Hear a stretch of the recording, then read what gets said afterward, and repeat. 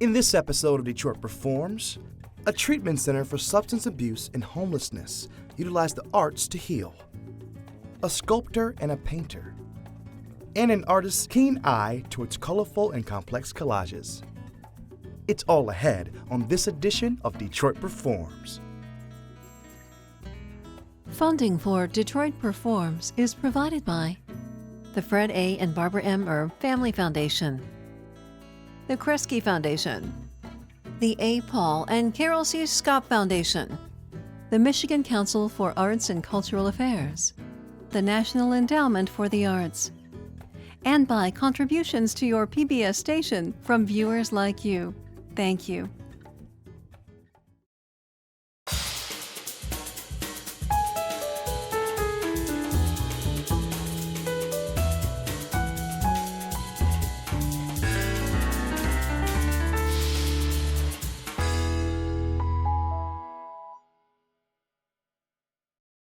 Hello and welcome to Detroit Performs.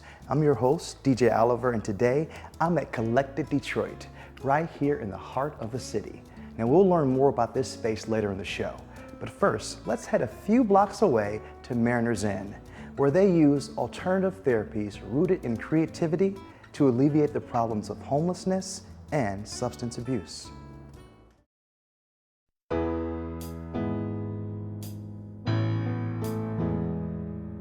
I was in a dark place, and as I was coming here, I could see a little light. We know people have problems. They need help. So this is a place where they can come. We need places like this.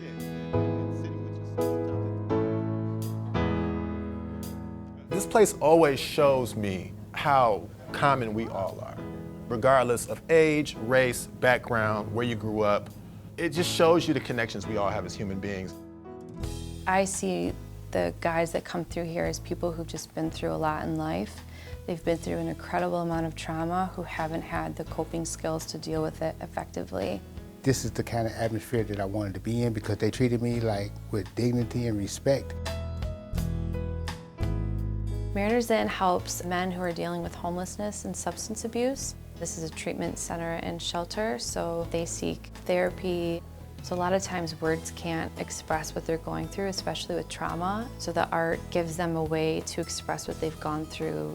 Art therapy is so important because it's a way to reconnect with the self. We believe here at Mariners Inn that drug use and alcohol use is just a side effect of the larger problem. We believe that the larger problem is disconnection. And so through art therapy, through that form of expression, so much can come out.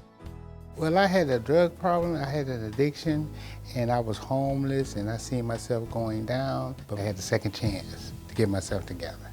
That's why I came here. I've had a problem with addiction to drugs for a while, and it's caused problems in my life. And I know I want to change, but that change is difficult. But I came to Mariners because I wanted help. Trying something new and exposing them to the arts and art therapies is a risk. And it's a way to show them like, hey, certain risks are good and they have an awesome payout. Lloyd is very sweet and he's used this creative process to really move through what he needed to get through. I love art therapy because I've been making masks, I've been making belts, I've been making me little bracelets. It's a lot of things you can do down there. The music she plays and the fragrance that's be going on, it just soothes you and you know, it puts you in a different place. You can see how they use the art media to express what they're going through. So I can use different art media that help push them in different directions as far as learning more about themselves. We did a painting all about recovery. So they write down a word or phrase that is helpful to them, and then we did watercolor over top. So that media is very fluid, so it kind of helps them to let go of needing to control something. It's not just about doing art either, it's they come together and talk about what's going on in their lives too and how it relates to the art that they're doing. So when Ryan first got here, he was really reserved and he really thrives in the art room. He's really good at using the art media to express what he's going through emotionally. I always want them to leave here and know this is something that they can do on their own, to give them a way to move through their conflict. Remember who you are. Don't slip back into senility. Move forward in the race. Pace yourself, speed and agility. Carry yourself with honor and some sort of civility. Everyone has a story, especially our clients, that they want to tell. And so poetry is an excellent way to get your story out, to establish a voice, to reconnect with your voice. You got to speak things into existence. So when I write, I try to write the most positive thing that I can. We meet in the library, we talk about our days, we just kind of like soak up how we're feeling at the moment. You know, this is like my break from my mind and my little stuff that I think is so important, stuff that gets me down. I come here and kick it with bros, we all have different experiences and it puts mine in perspective, like, you know, just appreciation of being alive. The best poetry is honest. So this is a place that demands that you be honest about your life so you can come out of here as a better person. I refuse to let go of my addiction altogether. I need some motivation, to my heart will I tether. Guys are just sharing about regret, about love, about life, about authenticity, which I think was the theme today, which I really felt was just telling your own story and not judging someone else's. Mind tripping different ways in my coming or going. I got a whole bunch of energy when you tell me you love me. They spent the time expressing themselves, getting proficient, and they learned how to do it, and they did it, and they executed it, and they knocked it out. I think that's beautiful. The drum circle is really cool, something different, and it teaches you kind of like focus and concentration. It's all about harmony, balance, connection, connecting with a rhythm. Our clients are so diverse, they come from all walks of life, and so that drum circle is a way to bring everybody together and connect with the pulse. The drum is also a healing piece. Here, we wanted to really reach into the gentleman's soul and give them some positive energy to do this. But it's important for them to understand that they are important no matter what they have been through, so we try to push from the drumming aspect as positive energy in their lives. You kind of got to step back and realize it's a kind of a team thing, and it sounds good when everybody's playing together and on the same page. What I see in terms of their growth is that they really tend to be much more confident in themselves. A lot of times they've just been focused on the negative part of themselves and all the mistakes that they made, and then they realize through connecting with the arts that they have this amazing creative side where they're able to create this beauty. And so it's like there's a light at the end of the tunnel. If you don't see humanity in someone else, you look at someone else, they're begging, and we turn our noses up and we keep walking. This is a person, this is a human being with a really valid, real experience in life. And this place reinforced the fact that these are human beings, these are men just like me. And it's really important that we all learn and learn from each other and learn to love each other in a proper way. I'm thinking clearer. I know I have a lot of responsibility. It's not an end to this. It's something that I have to continue. The staff and the other residents here have empowered me to like think about what I want in my life and the things that I'm good at and talented at. They have so much hope, and I love that. They've taught me a lot about just staying strong and that it's possible to completely change your life. Well, I hope by them seeing me, I can influence and let them know that you can stand up and be somebody. Recovery is real, and it begins at Mariners Inn.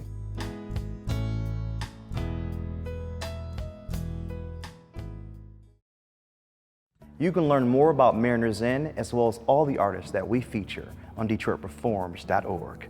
Next up, Taurus Burns is not only a creative sculptor at General Motors, he is also a fine artist who creates thought-provoking art depicting his experiences with racism and the history of racism in America. Well, I was born in Kalamazoo, Michigan, but I moved around a lot growing up because my dad was in the Army. So I've lived in Kentucky, Virginia, North Carolina, and even Germany when I was really little. I'm an automotive clay sculptor. I work for one of the big three, and I work closely with designers on developing models for the cars that are going to be on the road 3 to 5 years from now. My background is fine arts. I actually went to College for Creative Studies to study fine arts, and while I was there, I started learning how to do sculpture, and particularly figure sculpture, and I found that I was good at it. I think about how I grew up and where I grew up and the many different places that I lived and how that gets into my art. I lived in places that were predominantly black, and I've lived in many places that are predominantly white, and in all those places, like anybody else, I just wanted to make friends and fit in.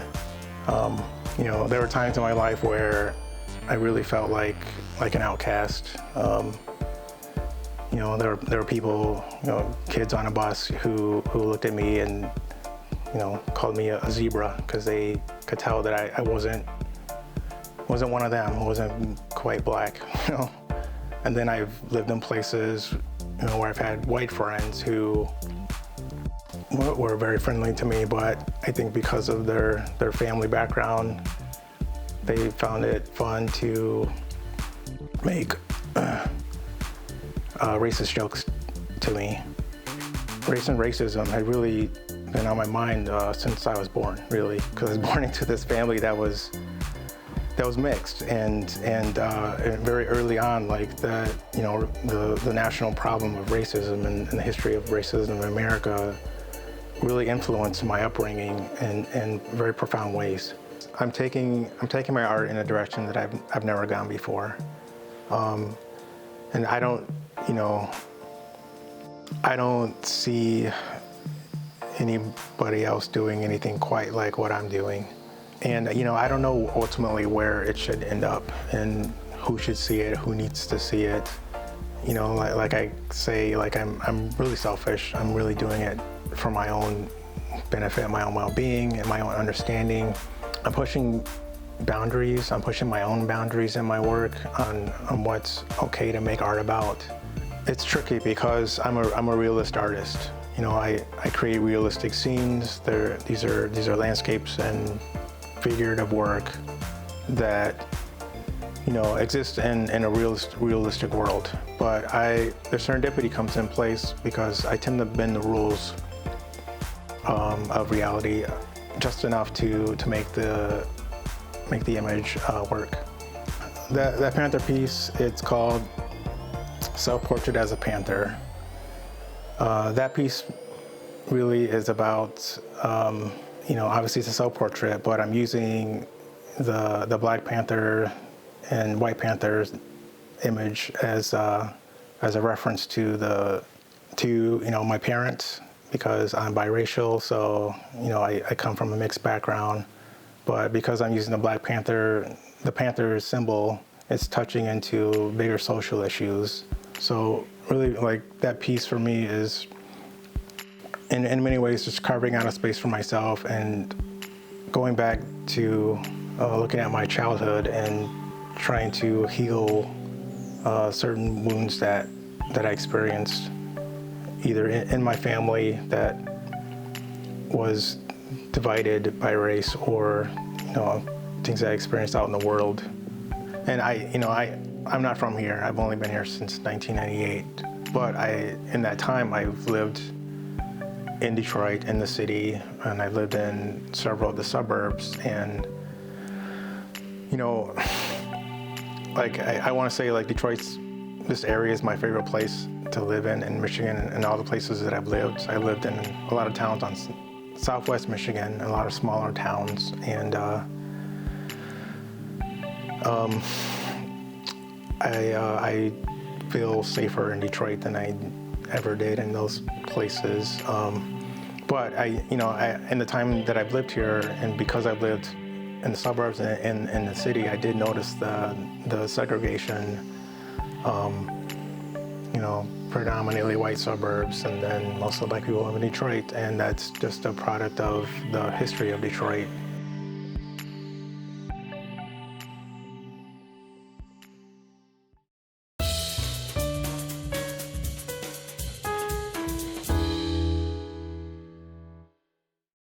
What's up, guys? I am here with the managing director here at Collected Detroit, Susan McDonald. How you doing, Susan? Good.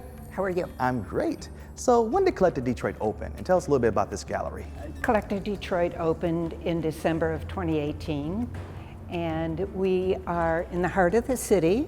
We show local artists, and we also show international artists. It's the only gallery in the city that you can find Charles McGee along with a Picasso, let's say. And Hubert Massey. And Hubert Massey's. Amazing, yes. by the way, guys. So they call this place groundbreaking. Why is this such a unique place? It's unique because of the artists that we show here. That's very important. There's a lot of talent in the city of Detroit, and the owner of the gallery and his wife, Susie and Chuck Duquette, they have an extensive art collection, and they show the art collection along with the local artists. We want to showcase this gallery as the place where people can come to buy art and where local artists will be featured. And what types of art do you guys show here, and how often do you guys change the exhibits here? We change the exhibits, maybe 4 to 6 weeks, and we show every kind of artist. We have two-dimensional, three-dimensional, sculptural. At our openings, we have musical events, and we're thinking of doing performance art too, incorporating that. Okay, so there is a big mural outside. It was painted by one of our Detroit Performs featured artists, Nicole McDonald. Right. So can you tell us a little bit about that mural and sort of what it's about and what does it mean to the city? Well, the mural is a painting of the Packard plant, which is a very iconic building in the city of Detroit. It's an unusual building. It's world renowned because it's the largest manufacturing plant in the world, and it's right in the heart of the city. So that kind of incorporates our thinking. We have world-renowned artists here, we have local artists here, and we are on the ground in the city, right in the heart of the city. Okay, and Susan, one last question. Yes. What is your favorite part about being the managing director here? I think it's living with the art. I'm in here every day, and I love to study the artwork and to find out more about the local artists. Thank you so much, Susan. You're welcome. All right, now let's check out some upcoming events happening in and around the D.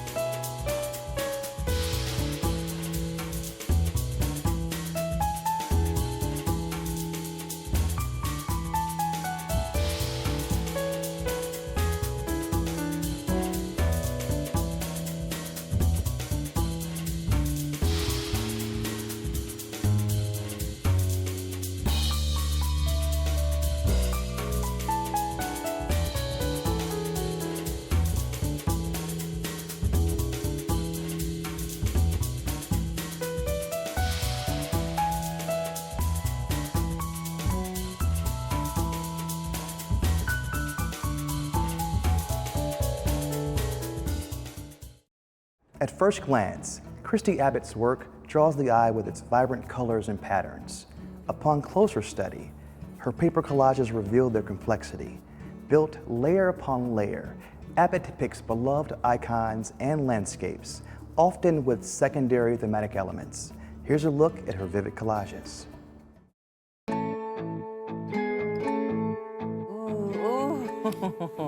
Where's this paper from? This is just beautiful. This is a must. I like this one. That really looks three-dimensional. All right, let's keep going. This is good. My paper collection started actually about 7 years ago in Sydney. The right paper can make or break a piece. Oh, I like that one. This one's beautiful.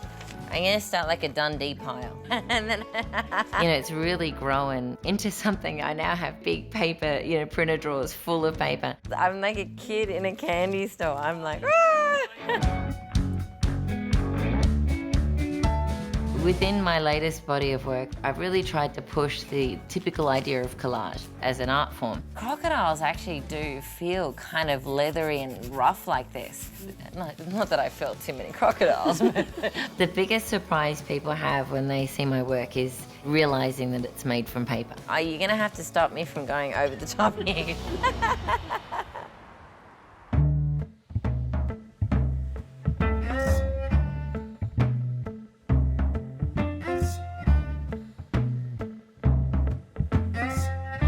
When I was younger, I used to do a lot of jigsaw puzzles and spot the difference puzzles, trying to find hidden imagery in artwork, which was children's storybooks.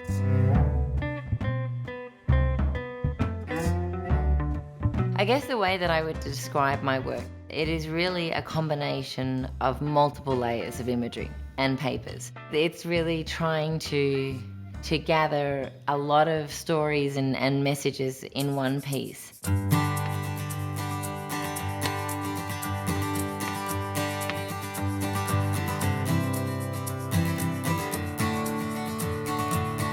My father is a native Minnesotan and my sisters and I were all raised in Sydney, Australia. There was a decade there that I worked side by side with my parents and we ran a very successful training business. But the artist in me was very much crying to get out, and so I decided to leave that role to move to Minnesota and follow the dream, which was to become a full-time artist. This here is my latest studio find that I use for my large pieces of handmade papers.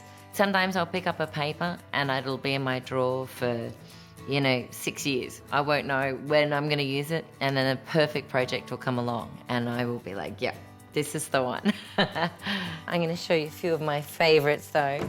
In here we've got my reds and oranges, and this is one of my absolute favorites. This is a beautiful handmade paper from Japan. The reason I use papers, I found with paint, I could never really get the fine, beautiful lines that I wanted.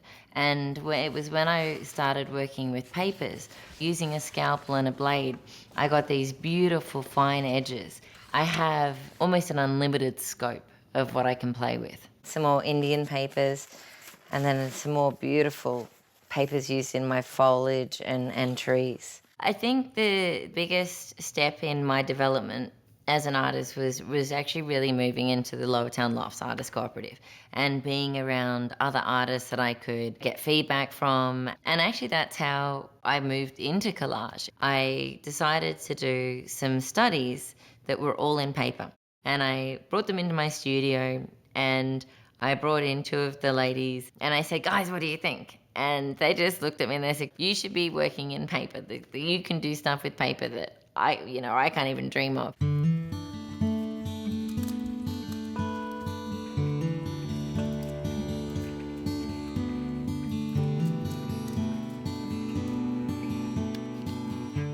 At the moment, I am working on two pieces.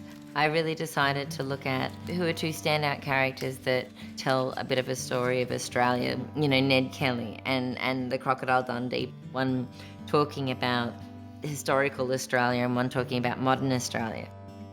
My series as well kind of developed very organically. For example, I'd been working on my pin-up series, a subject matter I was very comfortable with, and I have a background in fashion and theatre design, so the costuming element was great. I was showing at a few different fairs and I had a lot of people coming up to me and saying, oh wow, this is beautiful, but have you done Marilyn, or have you done Audrey or Sophia? And so they were all of these fabulous women that they were hoping to see, and it really got me thinking, that's a whole nother area. So I went back and I decided to pick a Audrey Hepburn. And then I embed all of these other fabulous women that have done great stuff for girl power over the last century within that piece. And so that was really the beginning of this new style of work that I'm doing.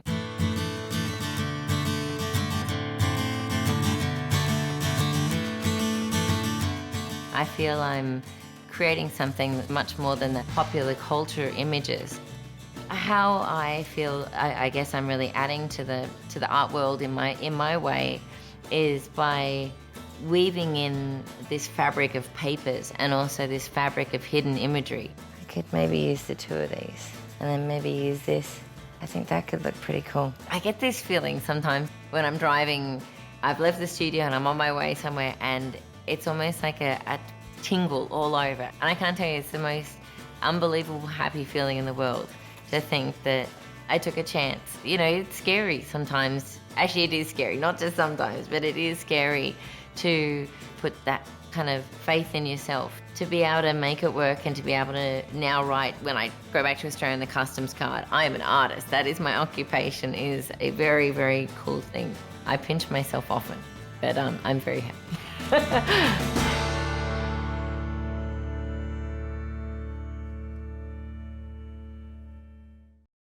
And that wraps it up for this edition of Detroit Performs. As always, for more arts and culture, head to DetroitPerforms.org, where you'll find featured videos, blogs, and information on upcoming arts events. Also, check us out on Facebook and Twitter. I'd like to thank Collective Detroit and Susan McDonald for having us out here today. Make sure you stop by next time you're downtown. Until next Tuesday, get out there and show the world how Detroit performs, y'all. I'm DJ Oliver. Thanks for watching, guys. Funding for Detroit Performs is provided by the Fred A. and Barbara M. Erb Family Foundation, the Kristi Foundation, the A. Paul and Carol C. Scott Foundation, the Michigan Council for Arts and Cultural Affairs, the National Endowment for the Arts, and by contributions to your PBS station from viewers like you. Thank you.